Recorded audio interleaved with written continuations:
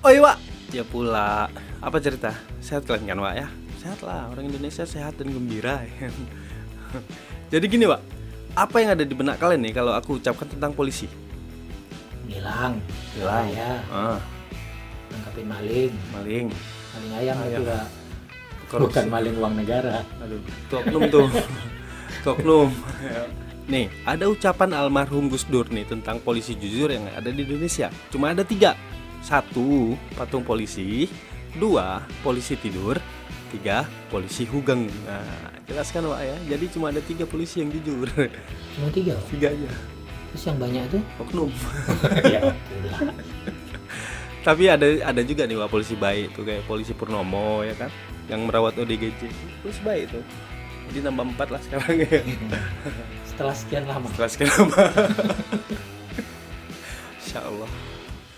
Ya udah Wak ya, aku ada cerita sedikit nih tentang polisi hugeng. Polisi jujur yang berintegritas tinggi, kesayangan masyarakat. Yuk langsung aja gas, masuk barang kapal.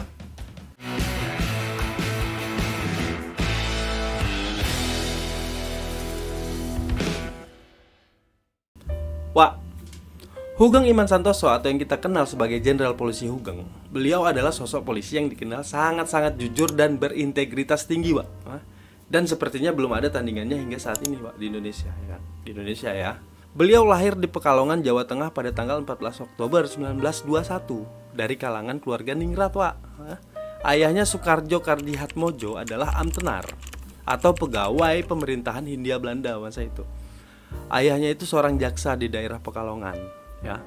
Dan itu pula lah yang membuat Hugeng muda memperoleh kesempatan untuk mengenyam pendidikan hingga sekolah tinggi yang pada saat itu adalah sesuatu yang sulit diraih Wak, oleh anak-anak dari kalangan biasa pada umumnya.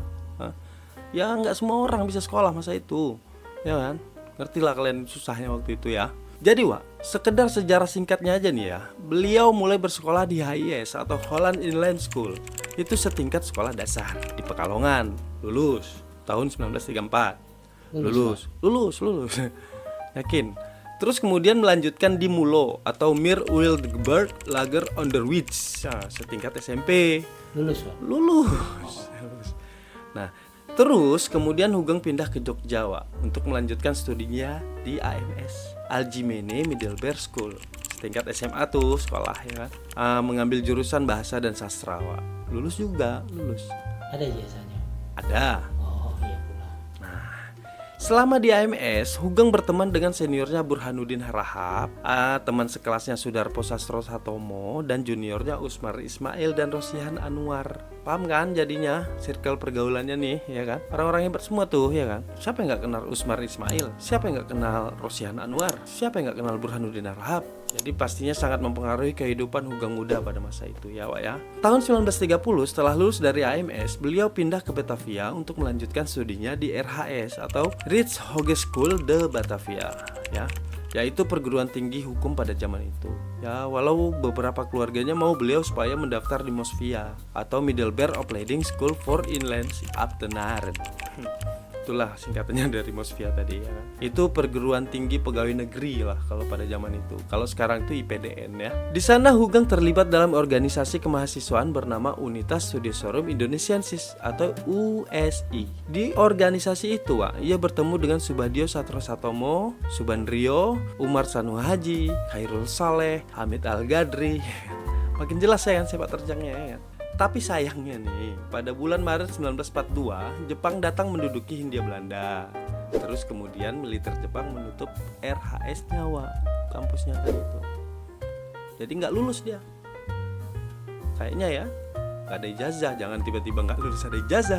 Ya pula. Tanyaan orang banyak nanti. Ada yang kayak gitu Pak? Banyak, Oh Pak. banyak kayak gitu. Oknum itu. Oh no. Ya lanjut ya. Mau kayak mana lagi ya kan? Kuliah nggak bisa lagi, di sekolah udah tutup ya kan, belok ya balik kampung lah dia ya.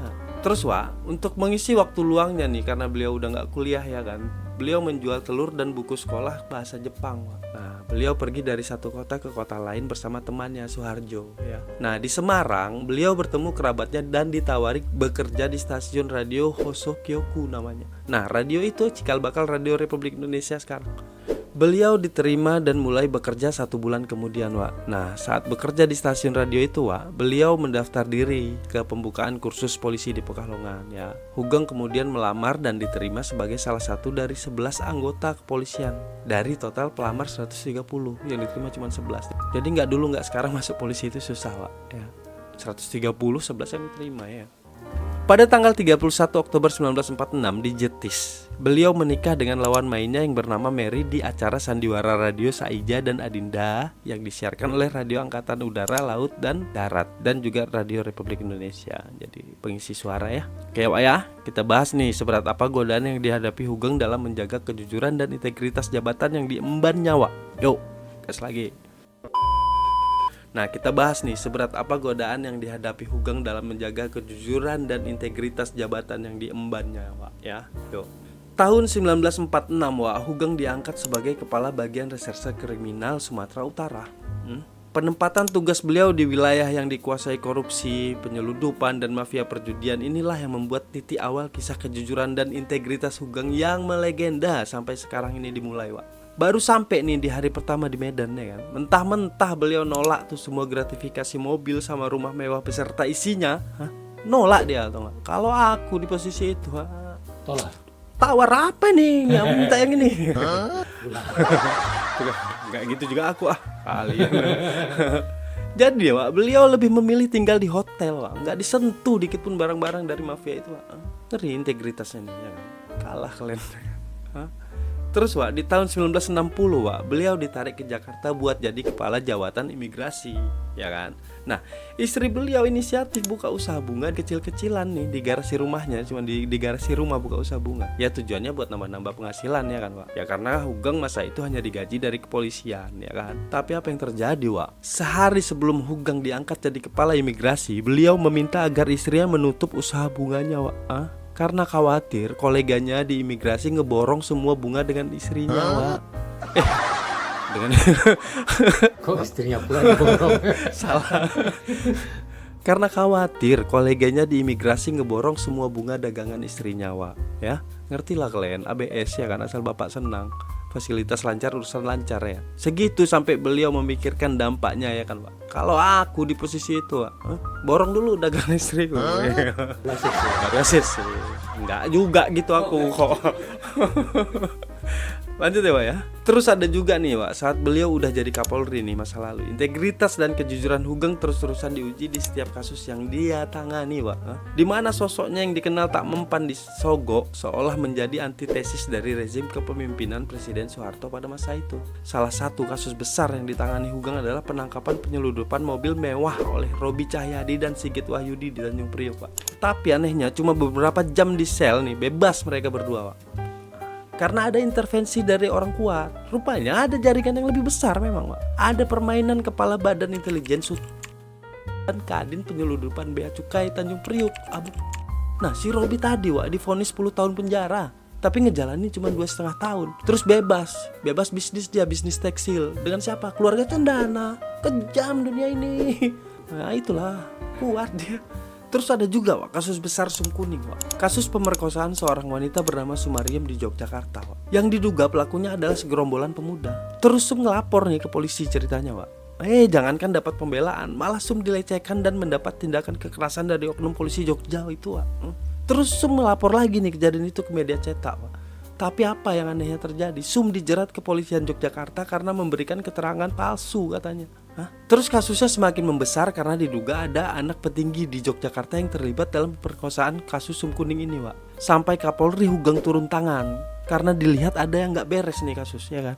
Nah, pada Januari 1971, Hugeng langsung menghadap ke Presiden Soeharto dan melaporkan kasus Sum Kuning ini ke Presiden. Tapi, Wak, anehnya Soeharto menginstruksikan agar kasus ini ditangani sama Kop Kamtib, Wak. Padahal kita semua tahu tupoksi Kop Kamtib ini menangani kasus-kasus politik luar biasa, Wak. Di mana kasus-kasus berat zaman itu dipegang Kop Kamtib dan diselesaikan dengan cara mereka.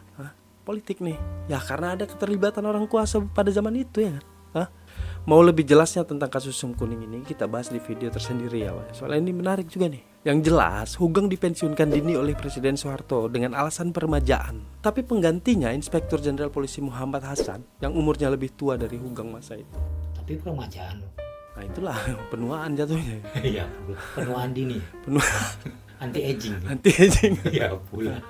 Terus Hugang mau dijadikan duta besar Pak kerajaan Delhi, tapi beliau memutuskan keluar dari institusi Polri, ya kan?